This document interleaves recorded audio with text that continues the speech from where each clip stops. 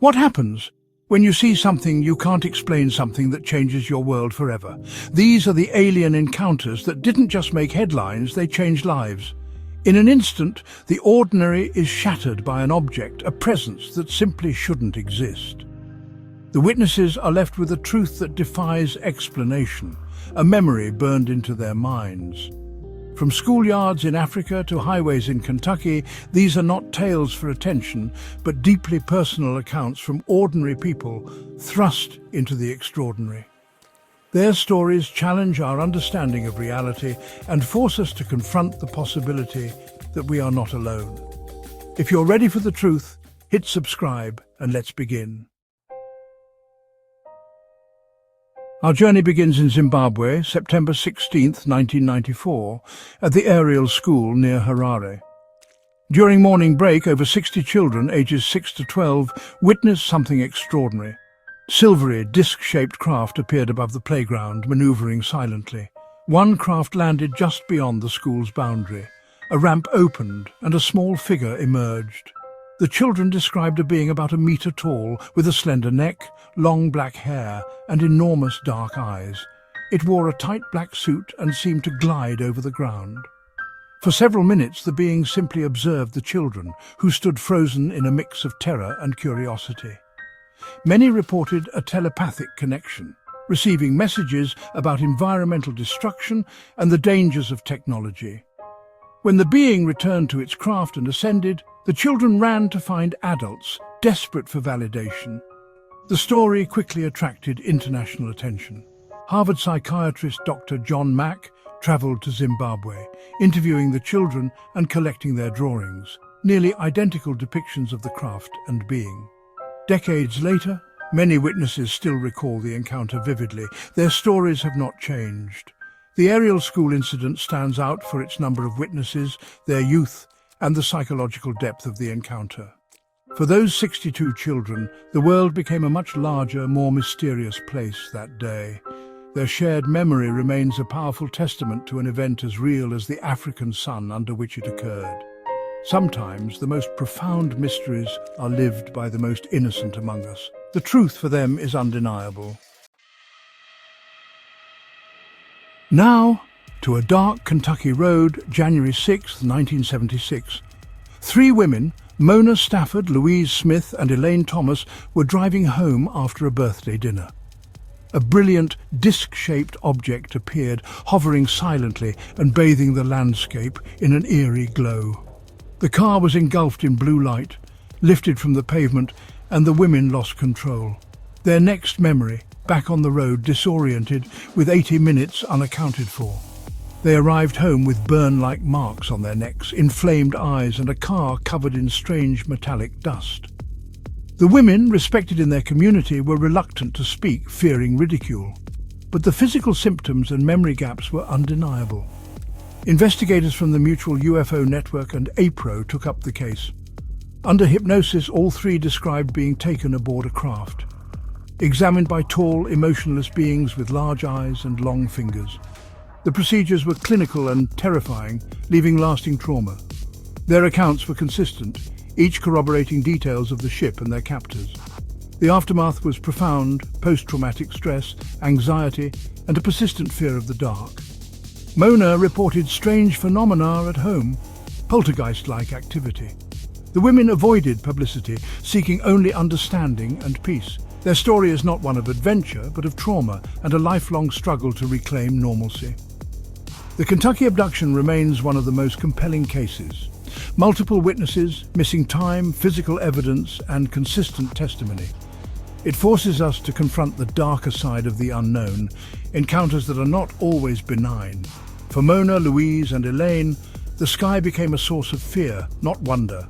Every unexplained light, every dark road, was a reminder of what they endured. Their experience is a sobering reminder. For some, the unknown is not a mystery to solve, but a reality to survive.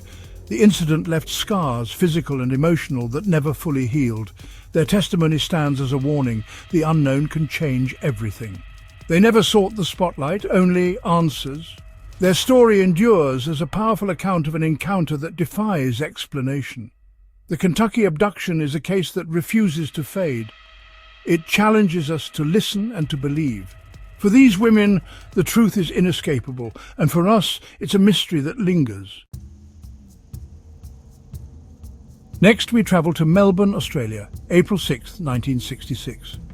At Westall High School, hundreds of students and teachers witnessed a grey, saucer-shaped craft gliding silently overhead. The object, twice the size of a car, moved with impossible speed and silence, then descended behind a stand of pine trees. Moments later, it reappeared, pursued by several small aircraft, and vanished in seconds. The event lasted about 20 minutes, but its impact would last a lifetime. Students rushed to the Grange expecting a crash, but found only a large circular impression in the grass, flattened in a swirling pattern. Soon, military personnel and men in dark suits arrived, cordoning off the area and taking samples.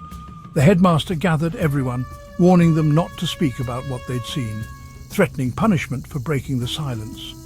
Despite the pressure, the story leaked. A local newspaper ran a story, but TV footage mysteriously disappeared. The official explanation, a weather balloon, but hundreds of witnesses knew better. For decades, the Westall incident was whispered about, witnesses feeling isolated and invalidated by official denial.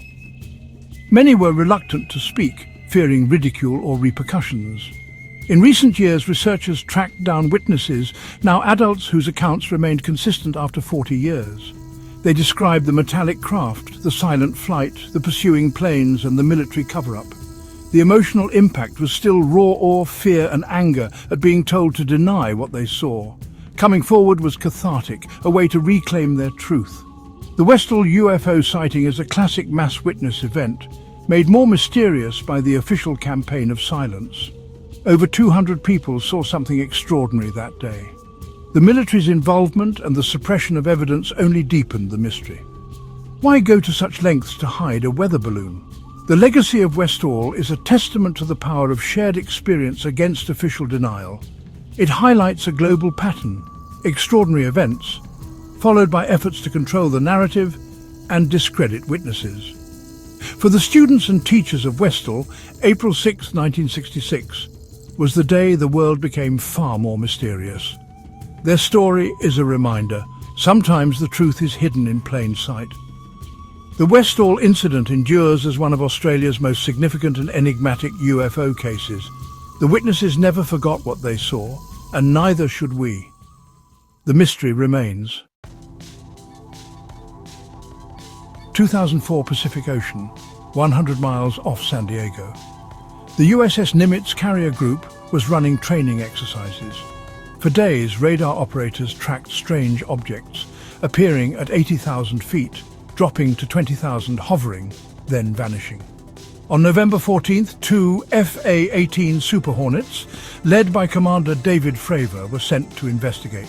Fravor spotted a smooth, white, oblong object, no wings, no rotors, hovering above a churning patch of ocean. He described it as a giant Tic Tac. As Fravor approached, the object mirrored his moves, then shot away, gone in an instant. Moments later, it reappeared 60 miles away, impossibly fast. Another jet caught it on infrared video, showing rapid, physics-defying maneuvers. The story and video became public in 2017, thanks to a New York Times report. Commander Fravor's testimony is a game-changer, credible, high-ranking, backed by radar and video. The incident led to government investigations and briefings to Congress. What was the Tic Tac? Fravor is clear. I think it was something not from this world. It showed us there are things in our skies we cannot explain. The incident remains one of the most credible UFO encounters ever recorded. The mystery is real, and it's in our skies. For the rest of us, the question remains, what else is out there? From telepathic warnings in Zimbabwe to impossible physics off the California coast, these stories shatter the ordinary. Whether you believe they're evidence of alien life, secret technology, or something else, they left a permanent mark on those who lived them. For these witnesses, it's not a mystery, it's a memory. The children of Ariel, the women of Kentucky, the students of Westall, the pilots of the Nimitz, they didn't ask for these encounters, but they carry the truth. So, what do you believe? Let me know in the comments, and if you want more, check out my playlist on UFO encounters. Thanks for watching. The journey to understand the unexplained continues.